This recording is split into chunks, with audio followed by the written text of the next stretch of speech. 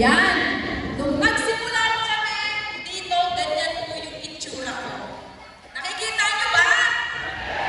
Yan, kung makapansin niyo po, ako po ay tubong Baler Aurora. May mga taga Baler Aurora ba? Taasan kami ng mga taga Baler Aurora. Yun ang gamit ko ng mga kababayan dito. Ako po ay lumaki sa Baler Aurora. No? Magbibigay lang po ng short information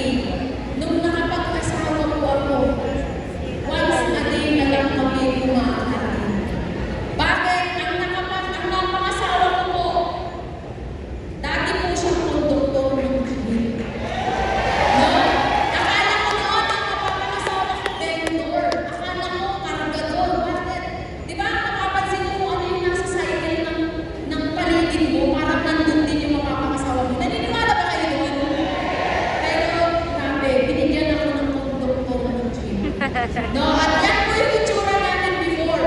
Paano naman kami nag-involve sa ganitong negosyo? Yung kapitbahay po namin na magbukod member siya ng Ingo. Ang mentor Rocky po, in-invite siya before nung namin magbukod Ako po yung hindi ko talaga, ayoko talaga ng networking. Kasi pyramid. Madalas ko narinig, pyramid yan, scam yan. Diba? Una-unahan lang yan. Yung mga yumayaman dyan, yung mga nauna lang. Diba? Madalas ko narinig yung kaya nag-i-inject sa utak ko. Pag sinabing networking, scam yan. Pag sinabing networking, alam mo yun, kasi madalas sinasabi ng mga tita ko, networking, hindi stable ang income dyan. Networking, hindi ano yan mas maganda kung magtrabaho ka kasi meron kang daily o meron kang monthly na kinikita. Hindi stable ang kikitain mo dyan. So sa madaling salita, hindi ako nakaking sa kanila.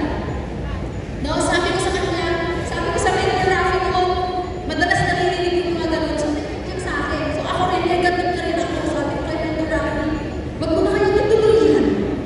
Wag ka na kayong mag-member